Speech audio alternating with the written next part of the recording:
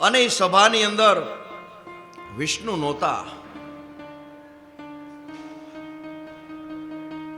અને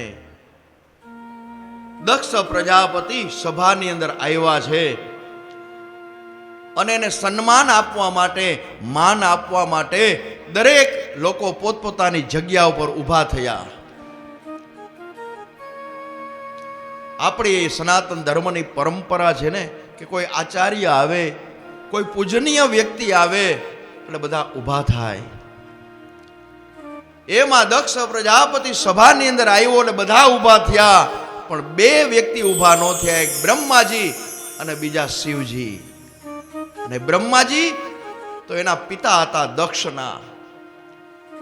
દીકરો ગમે એટલો મોટો થાય પણ એના પિતાને તો એ બાળક જ હોય, એનો દીકરો જ હોય. એટલા માટે બ્રહ્માજી ઊભા ન થયા. અને શિવજીના મનની અંદર એમ નહોતું કે મારે મારા સસરાનું અપમાન કરવું છે, એ માટે નહીં, પણ શિવજીની આંખ બંધ હતી અને ભગવાનનું સ્મરણ કરતા હતા, ભગવાનનો જપ કરતા હતા. ઓમ શ્રી કૃષ્ણ શરણમ મમ એની માળા કરતા હતા. એને તો કાંઈ ખબર નથી કે કોણ આવ્યું અને કોણ ગયું.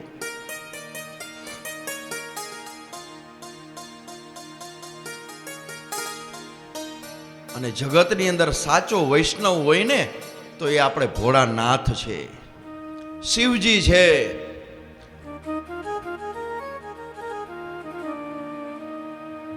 આજે પણ તમે ચંપારણ્ય જાઓ ને, ત્યાં મહાપ્રભુજીની બેઠક છે.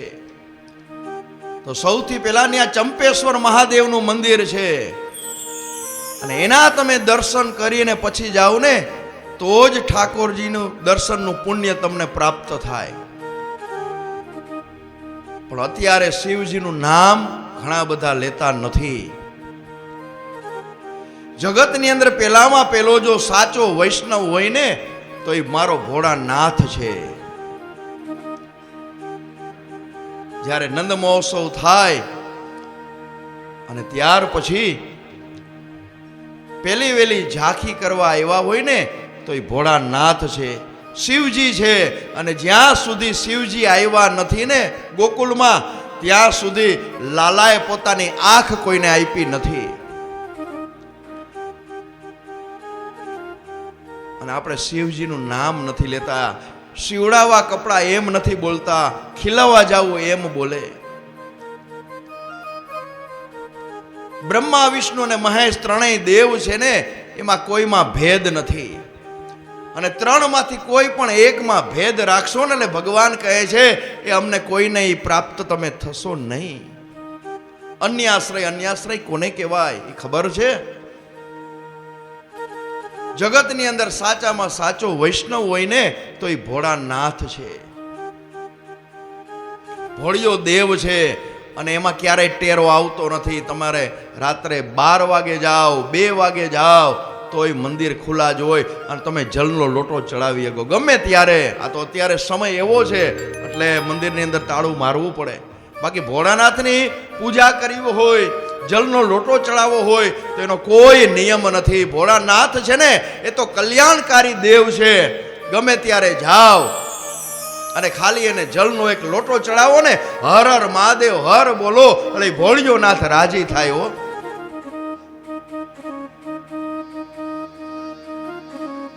આપણું મૃત્યુ થાય ત્યારે આપણે દીવો મૂકવા જાય છે, બીજે ક્યાંય જાય છે દીવો મૂકવા? આખી જિંદગી એનું નામ ન લીધું હોય, મંદિરે ન ગયા હોય તો આપણો દીવો તો છેલ્લે ન્યા જ જાય. કારણ કે એ જ જીવને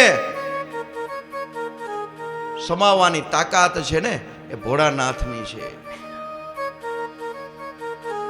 અને જ્યારે આપણે ત્યાં સંતાનનો જન્મ થાય ને ત્યારે સંસારના જે લોકો છે ને ખૂબ રાજી થાય કે અમારે ઘરે દીકરીનો જન્મ થયો, અમારે ઘરે દીકરાનો જન્મ થયો. પણ એ જ જીવનું જ્યારે મૃત્યુ થાય ને ત્યારે સંસારના જીવ દુઃખી થાય છે અને ભોળોનાથ રાજી થાય છે. કારણ એ કહે છે કે આ જીવ છે ને એ દીવા દ્વારા મારા ચરણોમાં આવશે. કેટલા સમયથી આ વિખૂટો પડેલો આ જીવ છે ને એ મારા શરણે આવશે. ભાગવતમાં લખ્યું છે કે માનવની નિંદા કોઈ દિવસ ન થાય તો દેવની નિંદા કેવી રીતે થાય?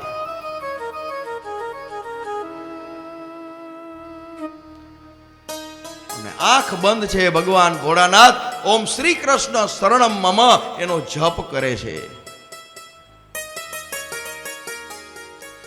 અને આ બાજુ દક્ષ પ્રજાપતિ આવી અને બ્રહ્માજીને એના પિતાશ્રીને નમસ્કાર કર્યા છે, વંદન કર્યા છે. બ્રહ્માજી એને આશીર્વાદ આપ્યા. પછી દક્ષ પ્રજાપતિની આખી સભા ઉપર દ્રષ્ટિ ગઈ તો દરેક સભાના દરેક લોકો હતા ને એ પોતપોતાની જગ્યા ઉપર ઊભા થયા હતા, પણ આ શિવજી ઊભા થયા નહીં. અને એકદમ દક્ષ છે ને એ ક્રોધિત થયો, ક્રોધ આવ્યો.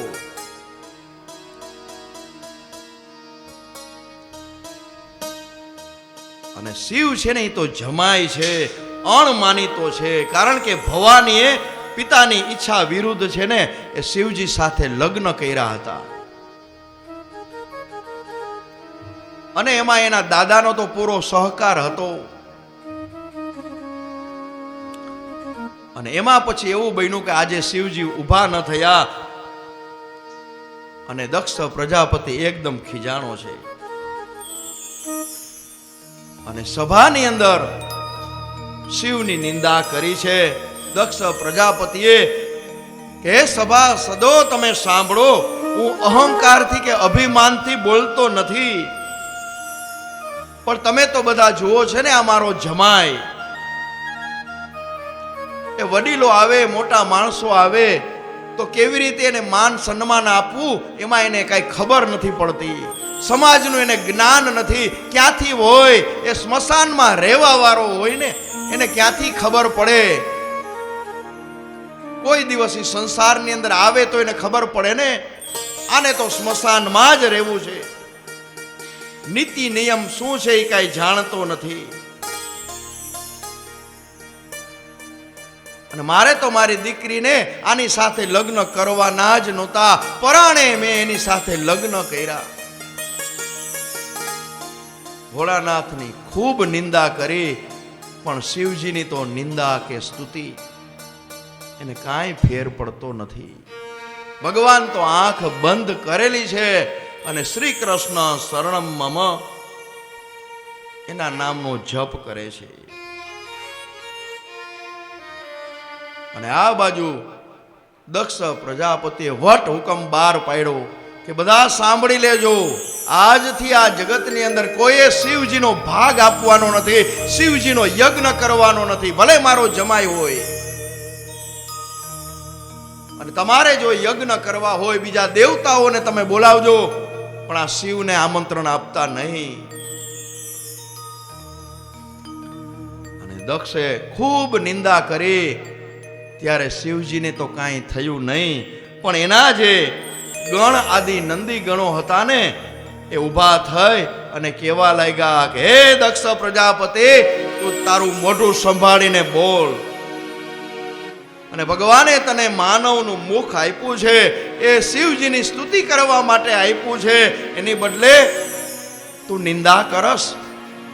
એની સ્તુતિ ન કર તો કાંઈ નહીં, એ અમને વાંધો નથી, પણ તારું મોઢું છે ને એ નિંદા છે ને એ કરસ ને એ મોઢું જા, તારા માનવનું મુખ છે એને તું લાયક નથી, તારું બોકડાનું મુખ થશે, જા.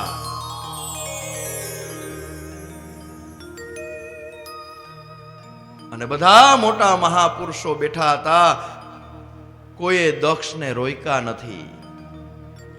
અને એવું શાસ્ત્રમાં લખ્યું છે કે ધર્મની, શાસ્ત્રની, વેદોની, સંતોની, બ્રાહ્મણોની કોઈ નિંદા કરે ને તો નિંદા કરનારાને તો પાપ કરે જ છે, પણ નિંદા સાંભળનારને પણ એની અંદર એનો ભાગ એને પ્રાપ્ત થાય છે, એ પણ એનો સહભાગી બને છે.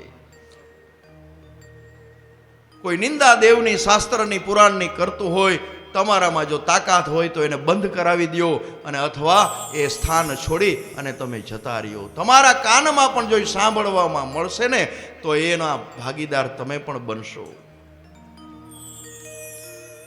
અને આ પછી શિવજી મહારાજ એકદમ ઊભા થઈ નંદી આદિ ગણોને લઈ અને કૈલાસ પર્વત ઉપર ગયા છે.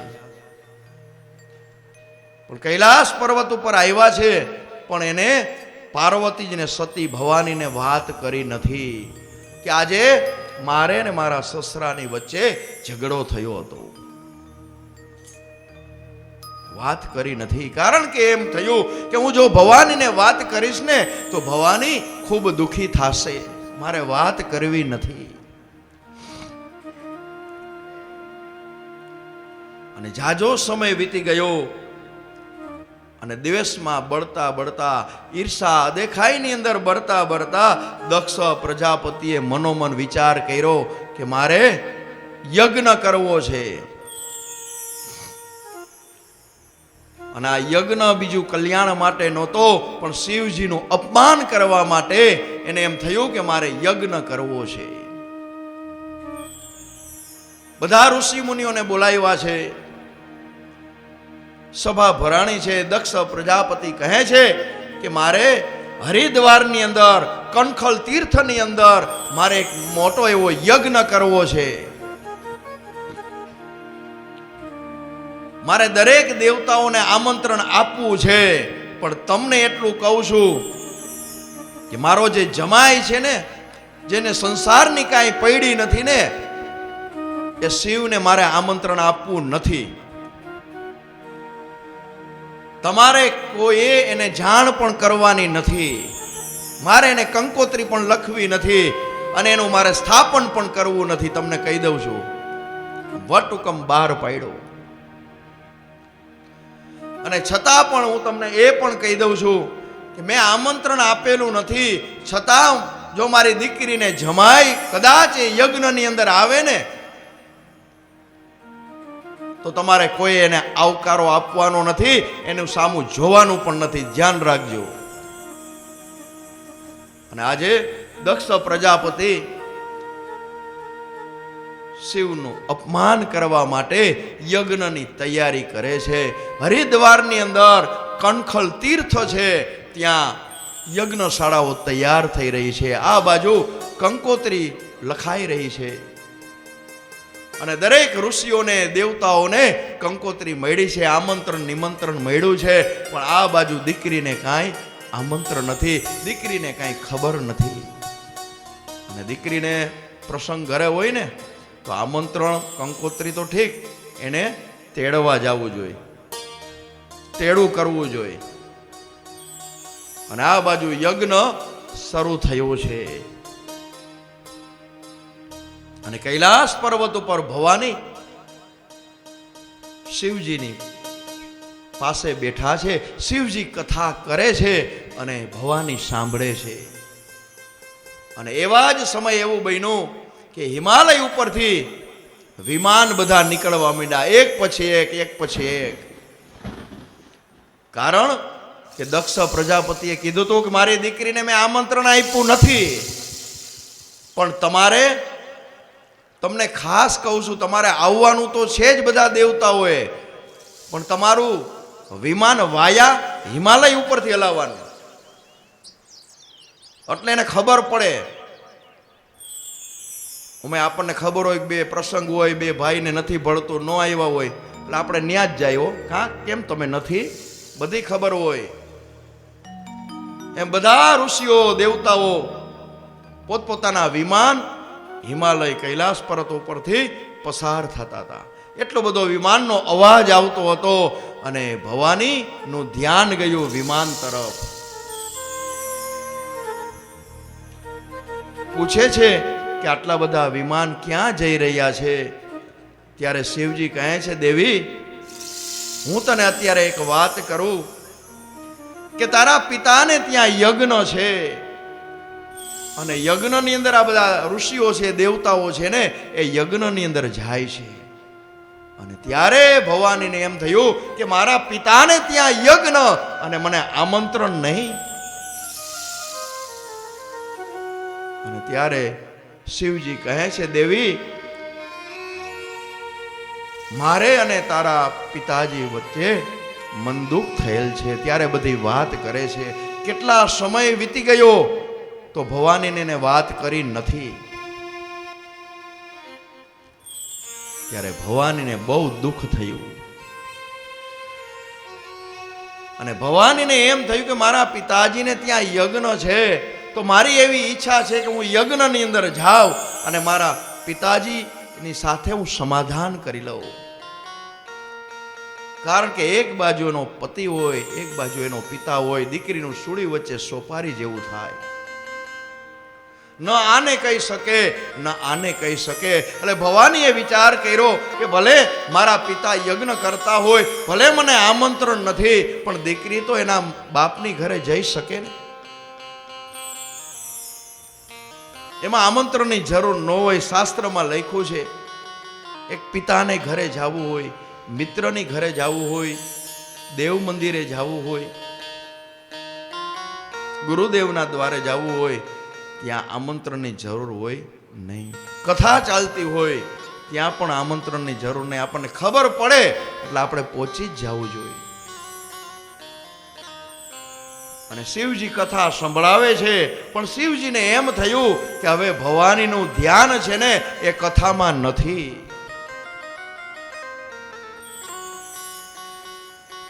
ભવાનીનું શરીર ભલે અહીંયા હોય, પણ એનું ખોડિયું તો એને પિતાને ત્યાં છે. શિવજી સમજી ગયા અને આ બાજુ ભવાની કહે છે કે તમે જો આજ્ઞા કરો ને તો હું મારા પિતાજીને ત્યાં મોટો યજ્ઞ છે, આ બધા દેવતાઓ જાય છે તો હું પણ જાઉં. ત્યારે શિવજી કહે છે દેવી, આમંત્રણ વગર ક્યાંય જવાય નહીં. અને છતાં પણ ભવાની માનતા નથી. આંખની અંદર આંસુ આવ્યા છે. દુઃખ થાય ને.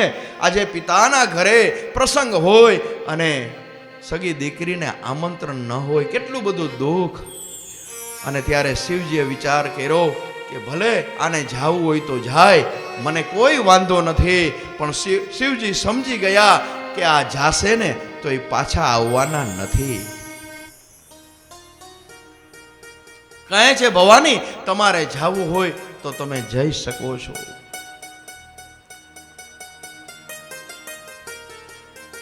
કપડાનું આખું પોટલું ભવાનીને આપ્યું છે. કીધું જાઓ તમે, તમારા પિતાજીને યજ્ઞ કરે છે ત્યાં તમે જાઓ. અને આ બાજુ ભોળાનાથને ખબર છે કે આ પાછા આવવાના નથી. નંદી આદિ ગણોને કીધું કે જાઓ તમે સાથે. અને આ બાજુ ભવાની છે એ નંદી આદિ ગણને લઈ અને આવે છે.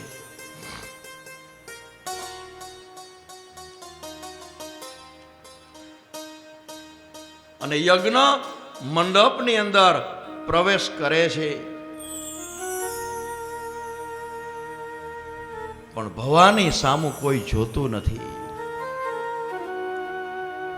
અને સામે જોવે તો પોતાનું મુખ ફેરવી લે છે. કારણ કે દક્ષ પ્રજાપતિએ કીધું હતું કે કદાચ મારી દીકરી આમંત્રણ વગર આવે તો કોઈએ એને બોલાવવાની નહીં, એને માન પણ આપવાનું નહીં.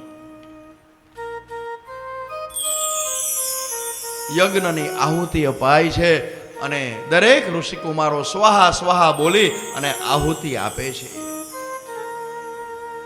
અને ભવાનીએ કોઈ આવકારો આપ્યો નહીં. અને વિચાર કર્યો કે હું હવે યજ્ઞ સ્થાન છે, યજ્ઞ મંડપ છે, એની અંદર તો હું જાઉં. મારા પિતાજી યજ્ઞ કરે છે એને તો હું મળું. અને ભવાનીના પગ પણ આગળ વધતા નથી, પણ ધીમે ધીમે ડગલા માંડીને આગળ આવે છે. મંડપની અંદર આવે છે. કોઈ એને સામું પણ જોતું નથી, આવકારો પણ કોઈ આપતું નથી. આખું વાતાવરણ ધૂમ્રમય બન્યું છે. અને દક્ષ પ્રજાપતિનું ધ્યાન ગયું ભવાની ઉપર. અને જેવું જોવે છે તરત જ દક્ષ પ્રજાપતિએ પોતાનું મોઢું ફેરવી નાખ્યું. ભવાની કે ઓહો, આંખની અંદર આંસુ છે કે આજે મારો પિતા છે એ પણ મને આવકારો આપતો નથી. પિતા અને પુત્રીનો પ્રેમ તો કેવો હોય.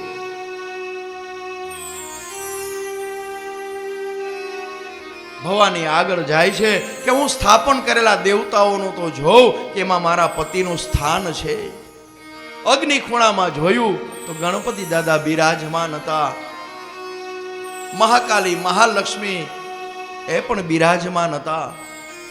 પણ ઈશાન ખૂણામાં ભોળાનાથનું સ્થાપન હોવું જોઈએ તે સ્થાપન ન હતું.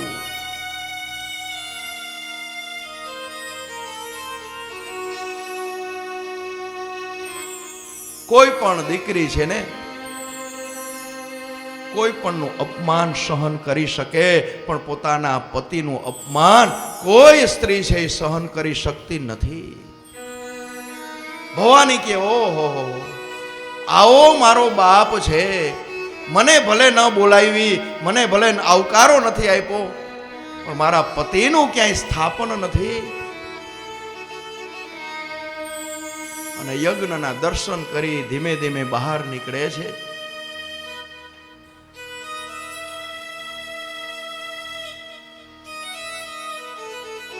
બહાર નીકળીને એની માને પૂછે છે, માં આગળ જાય છે, મારી માં ક્યાં છે? અને માં બધું જાણે છે ને ઘણું દુઃખ છે કે આજે મારે ઘરે પ્રસંગ છે, બધા લોકોને અમે તેડાવ્યા છે અને મારી દીકરીને મેં આમંત્રણ આપ્યું નથી. અને એવામાં સામેથી ભવાની આવે છે અને ત્યારે એની માએ કીધું આવ બેટા આવ. એને આવકારો આપ્યો અને ભવાની આજે એની માના ખોળામાં માથું મૂકીને રોવે છે.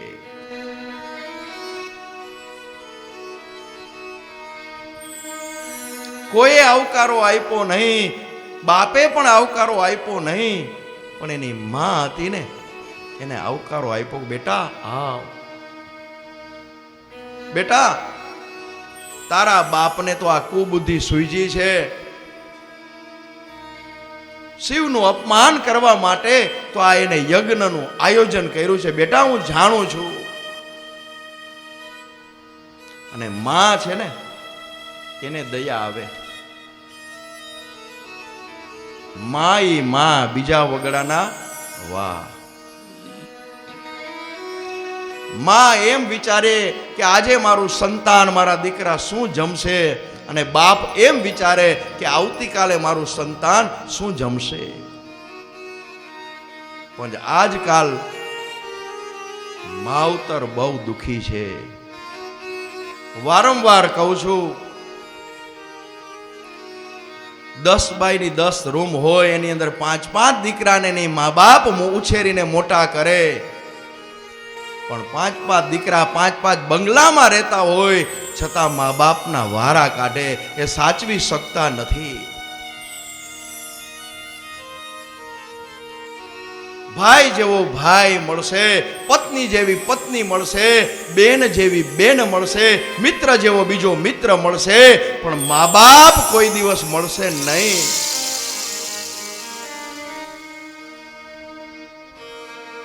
રામનો ભજન કરશો, જપ કરશો તો રામ મળશે, કૃષ્ણનું નામ લેશો તો કૃષ્ણ મળશે, કુળદેવીનું સ્મરણ કરશો તો કુળદેવી મળશે, પણ મા બાપની સેવા કરશો ને તો 33 કરોડ દેવ તમને પ્રસન્ન થશે.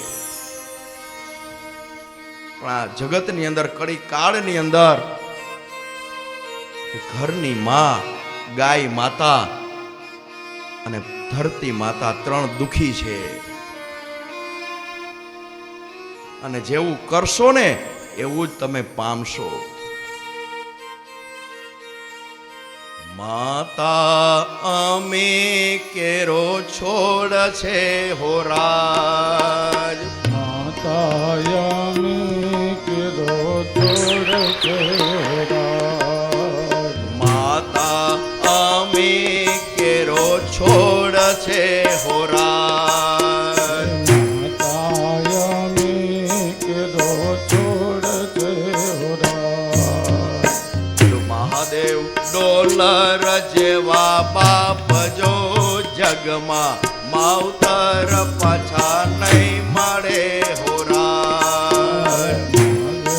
ડોલર જેવા બાપ જો જગમાં માવતર પાછા નહીં મળે હો રાજ. બધુંય મળશે પણ મા બાપ બાપ કોઈને કોઈ દિવસ મળશે નહીં. એટલે મા બાપ જો હયાત હોય તો બને એટલી એની સેવા કરજો. બીજી સેવા થાય, બીજું ભગવાનનું નામ લેવાય કે ન લેવાય, પણ મા બાપની સેવા કરજો. માતા અમે કેરો છોડ છે હોરા,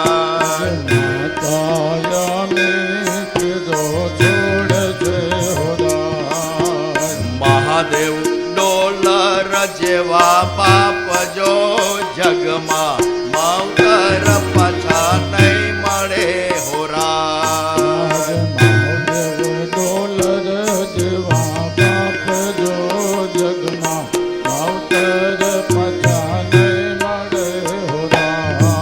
તમે ચાણક્ય એનું તમે નામ સાંભળ્યું હશે, એની તમે કથા સાંભળી હશે. ચાણક્ય નાના હતા અને માં એને ભોજન કરાવતી હતી, કોરિયા મોઢામાં દેતી હતી, ત્યારે એના મુખની અંદર એક દારમણી દૂધિયા દાંત જોયો. અને દાંત જેવો જોયો ને એટલે એની માના આંખની અંદર આંસુ આવ્યા. ત્યારે ચાણક્યએ કીધું કે માં, તું શું કામ રડે છે? અને ત્યારે એની માએ જવાબ આપ્યો, બેટા, તારા મુખની અંદર મોઢાની અંદર તો દૂધિયો દાંત છે.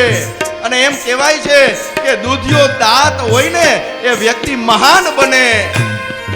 અને ત્યારે ચાણક્ય કહે છે કે તારો દીકરો મહાન બને તો તારે રાજી થવાનું હોય ને, તારે દુઃખી થવાનું ન હોય. ત્યારે ચાણક્યએ કીધું, ત્યારે એની માએ કીધું કે ચાણક્ય, જેટલા જેટલા મોટા થયા ને એ બધા એની માને ભૂલી ગયા છે, એટલા માટે મને દુઃખ છે.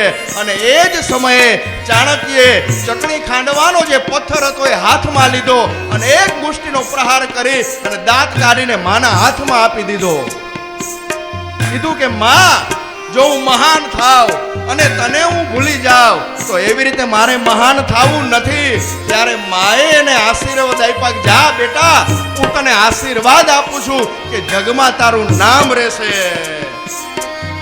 9 મહિના અંદર રાખ્યા હોરા, 9 મહિના અંદર રાખ્યા હોરા, એ જન્મ એ દયને મોટા કર્યા હોરા, જન્મ તે દઈને મોટા કર્યા હોરા.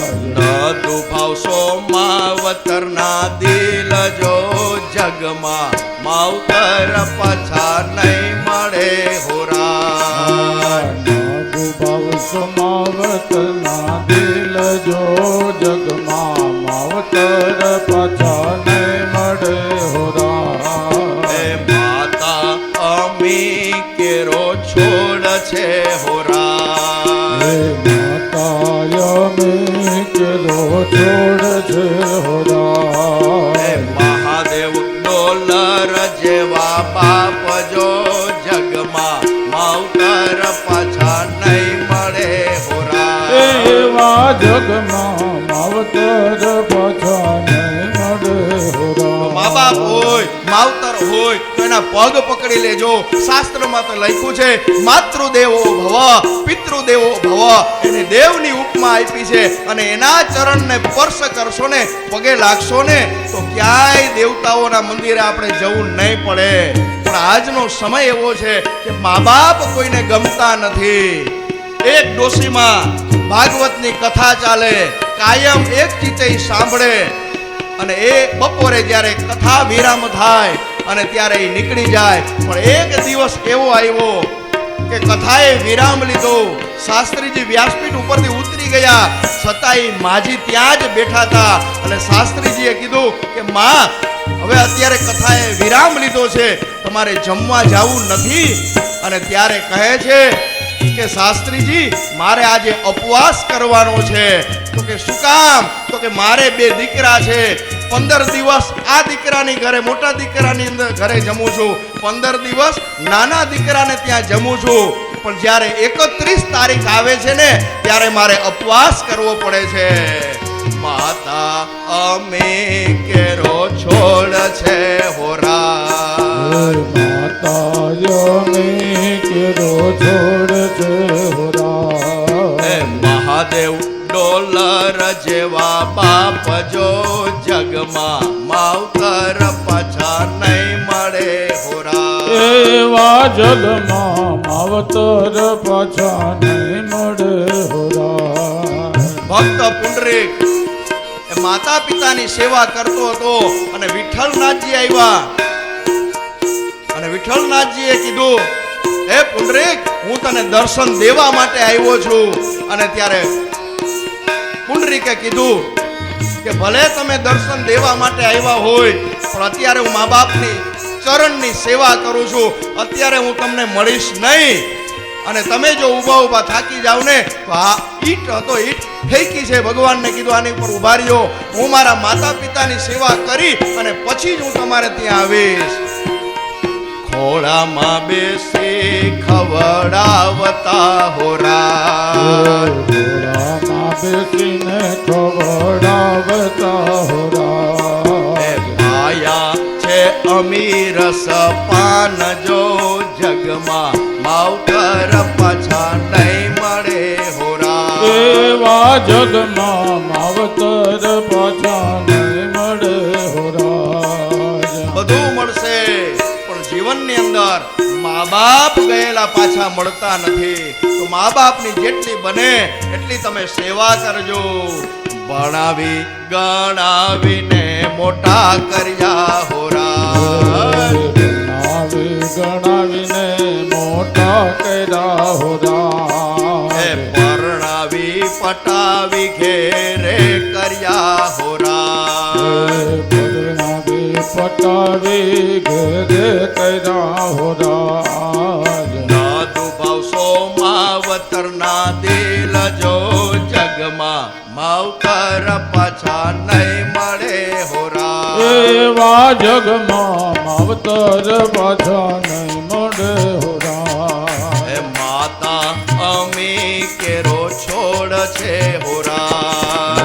માતા યમી કેરો છોડ છે હોરા. મહાદેવ ડોલર જેવા બાપ જો જગમાં માવતર પાછા નહીં મળે હોરા. એવા જગમાં માવતર પાછા નહીં મળે હોરા. એ જગમાં માવતર પાછા નહીં મળે.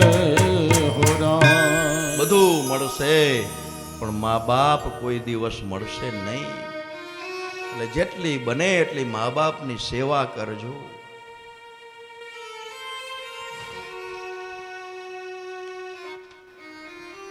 અને આ બાજુ ભવાની કોઈએ આવકાર આપ્યો નહીં, પણ એની માએ એને આવકાર આપ્યો. બેટા ભલે આવી તું.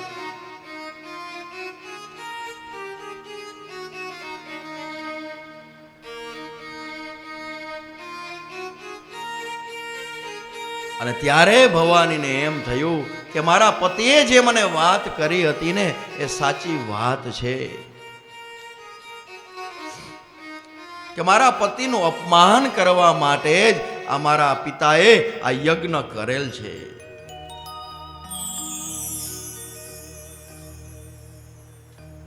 અને મનોમન ભવાનીને એમ થયું હવે મારે આ જીવવું નથી, કારણ કે આજે મારું અપમાન તો હું સહન કરી શકું, પણ મારા પતિનું અપમાન મારે કેવી રીતે સહન કરવું.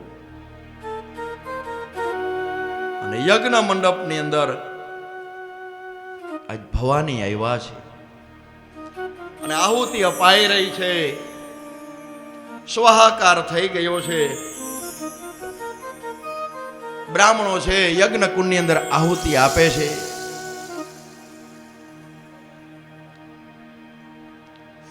અને ત્યારે ભવાનીએ કીધું કે સાંભળો એ સભાસદો, જેણે જેણે તમે શંકરની નિંદા કરી છે, કોઈ પણ પ્રકારે શિવની નિંદા કરવામાં તમે ભાગ લીધો છે ને, તો બધાને શિવની નિંદાનું ફળ તમને મળશે.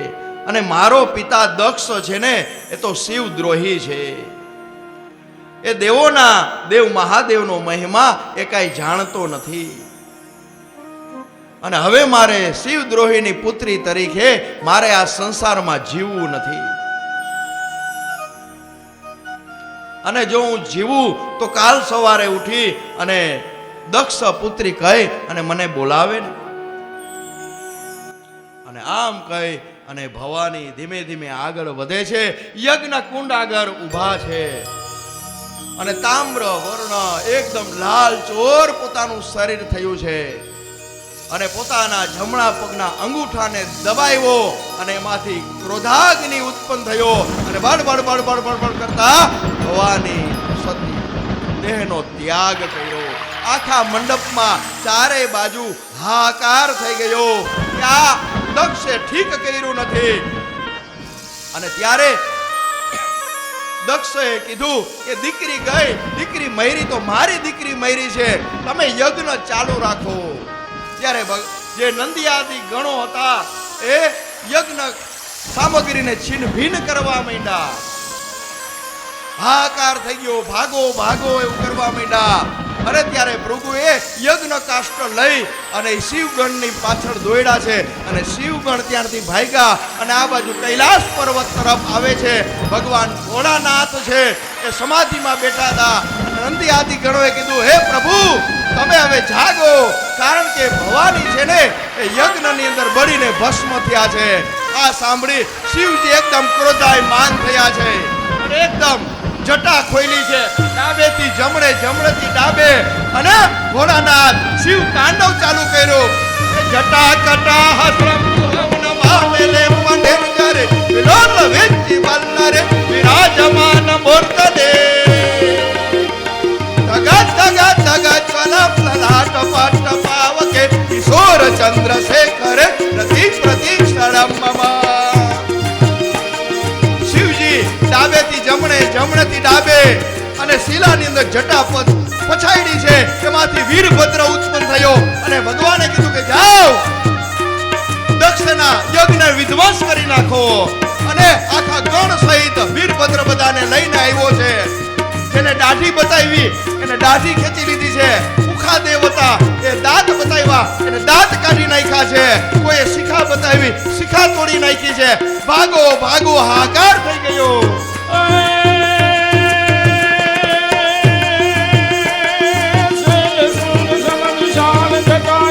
ચંદ્રબાલ રંગ ગીત રંગ માલ વિમન નીર દાદે લોચન કણ લાલ લાલ ચંદન की खोरी बाल कुमकुम सिंदूर गुलाल भुक्ति वार साजे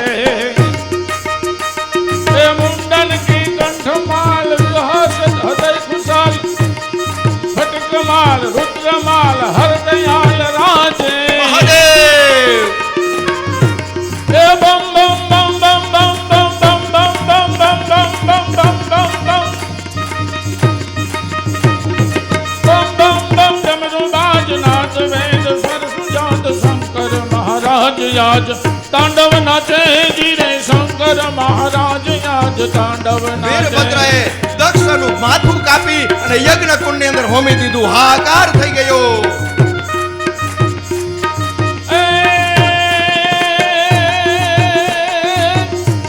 ચામુંડા ચંડી ધજા પ્રચંડી અસુર વિખંડી માયાવતારે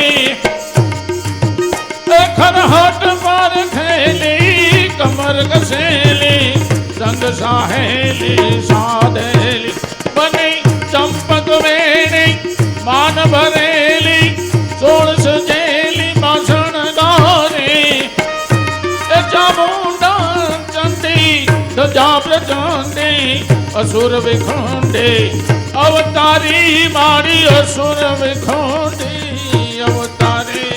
શિવજીએ સતીનું સબ માથે લીધું છે, ચારે બાજુ ફરવા લાગ્યા. ત્રંબકમ યજામહે સુગંધે પુષ્ટિવર્ધનમ ઉર્વારુકમિવ બંધનમ પ્રત્યોર્મુક્ષીયવામૃતા. ત્રંબકમ યજામહે સુગંધે પુષ્ટિવર્ધનમ ઉર્વારુકમિવ બંધનમ પ્રત્યોર્મુક્ષીયવામૃતા.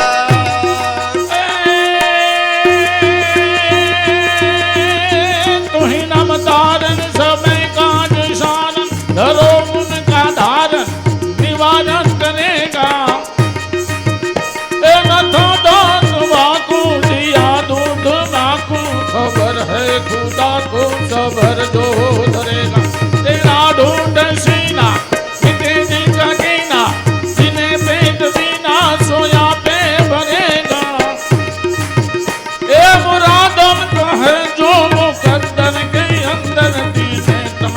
મારા તારા તરેગા દિને તાક મારા તારા તરેગા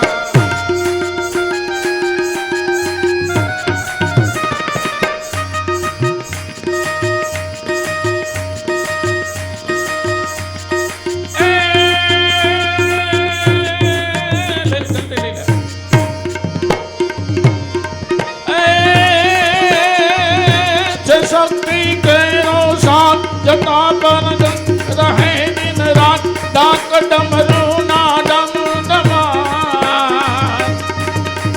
शक्ति केरो साथ जटा पर रहे दिन रात डाक डमरू नादम दमात शंख ना नाद करे छे बात भोला ने भजो दिन जीव रात भोला ने भजो जीव दिन रात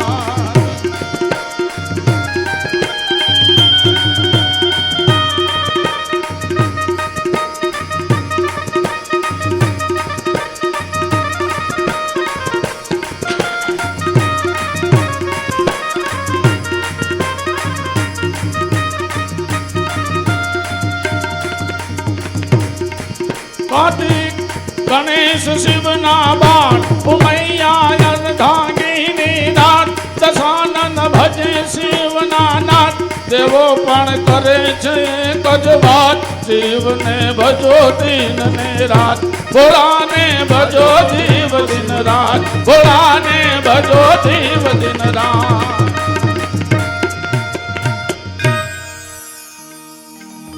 ભોળાનાથ સતીના શબને લઈ અને તાંડવ નૃત્ય કરે છે.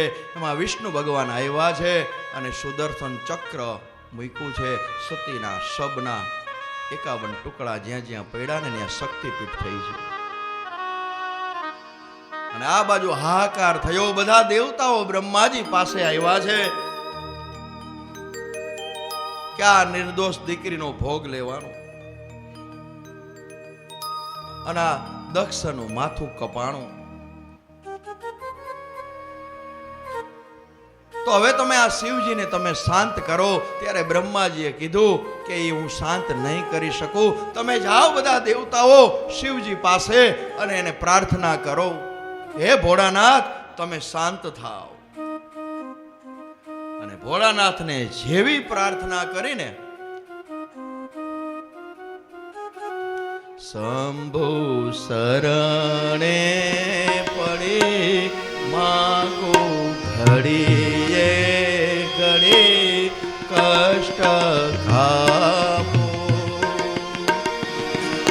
દયા કરે શિવ દર્શન આપો. તમે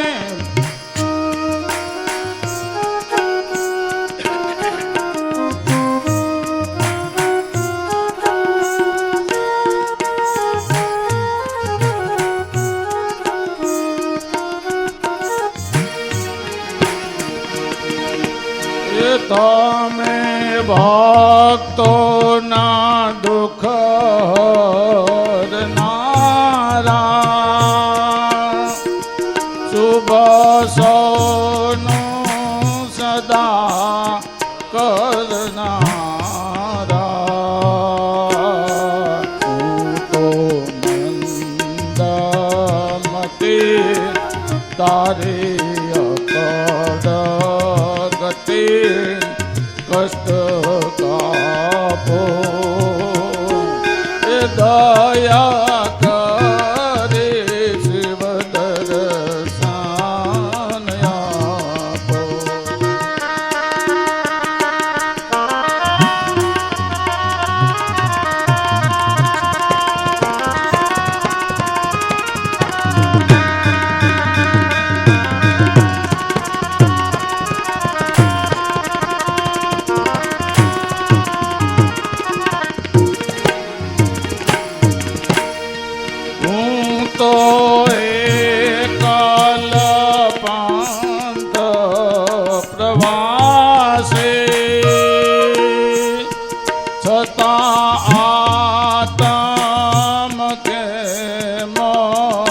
ઉદાસે આક્યો મત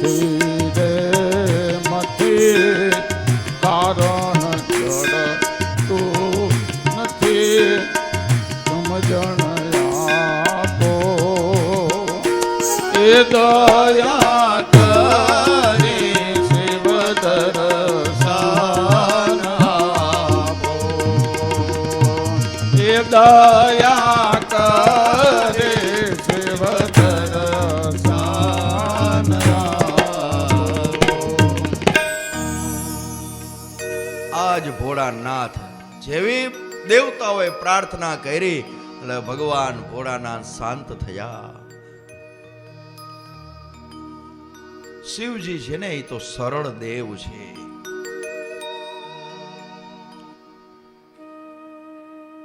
અને દેવતાઓએ કીધું કે હે શિવજી, કે દક્ષ પ્રજાપતિને પાછા જીવતા કરો,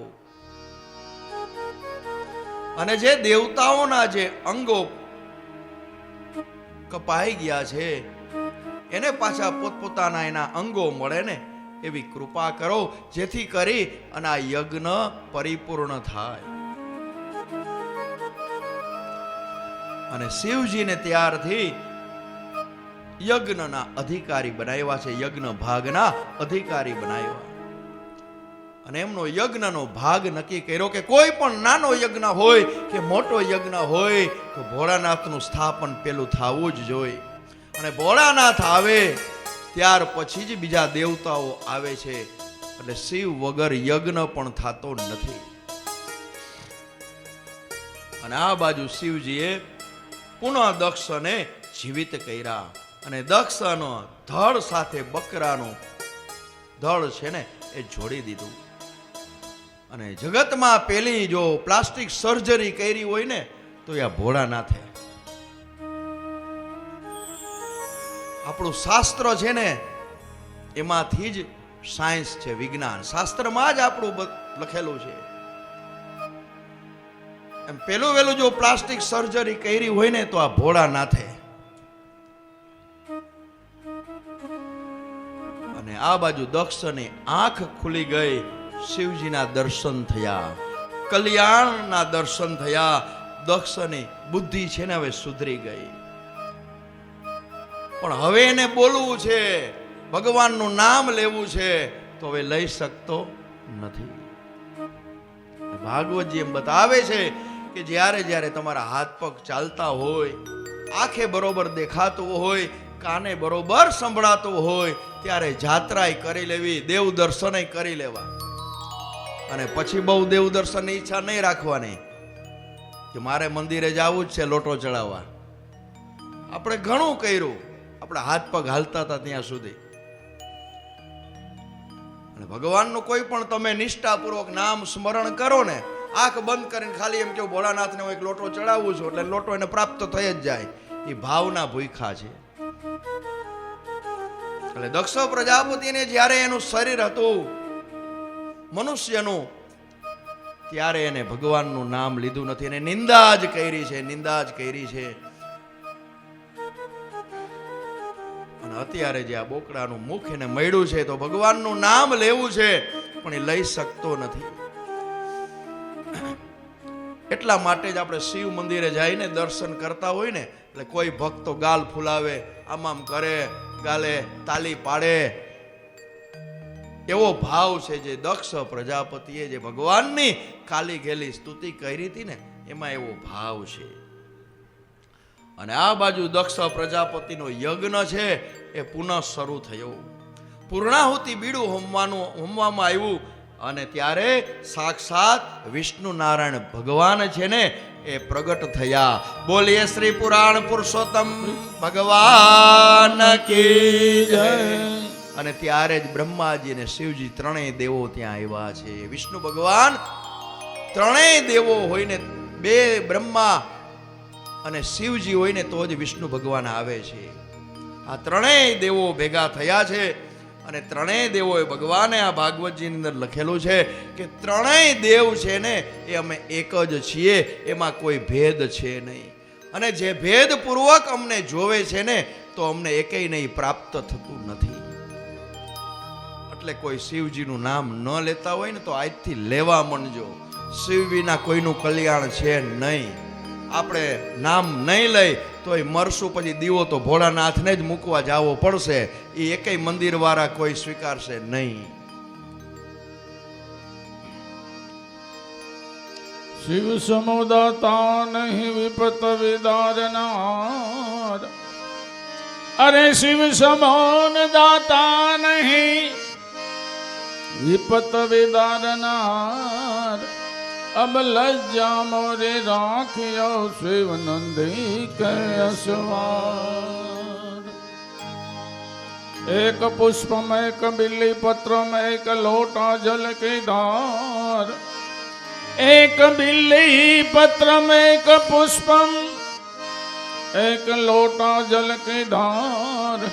दयालु रिजक देत है चंद्र मोले फल चार।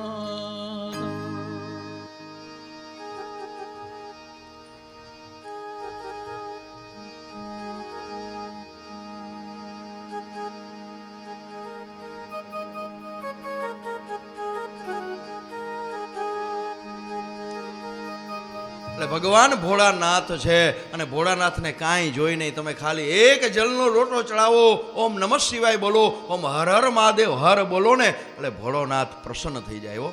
અને ગમે ત્યારે એના દર્શન થઈ શકે.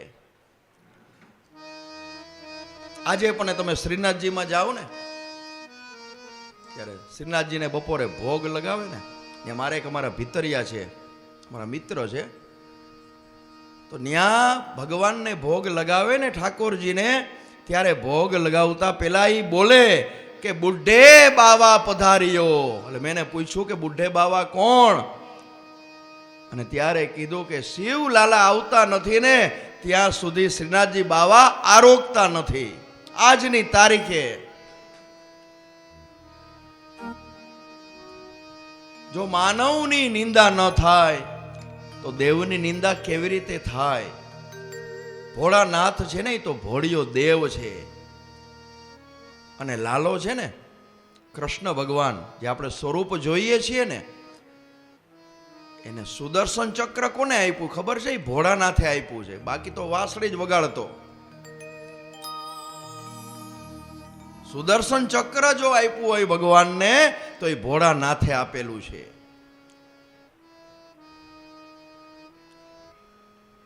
અને એટલા માટે તો એને ભોળાનાથ કહેવાય છે. આગળ આવશે આપણે કથા સમુદ્ર મંથન વખતે કે સમુદ્ર મંથન કરતા હતા ને ઝેર નીકળ્યું. કોઈ દેવતાઓએ ઝેરનો સ્વીકાર કર્યો નહીં, પણ ભોળાનાથે ઝેરનો સ્વીકાર કર્યો. જો દરેક આપણે હનુમાનજીનું હમણાં આવશે, હનુમાન જયંતિ, રામજીનું તો કે રામનવમી, કૃષ્ણ ભગવાનનું તો કે જન્માષ્ટમી, માતાજીના તો કે નવનોરતા, અને ભોળાનાથનો આખો મહિનો શ્રાવણ મહિનો. અને દર મહિને શિવરાત્રી તો ખરી જ, કારણ કે એ દેવ નથી પણ એ તો મહાદેવ છે, ભોળાનાથ છે.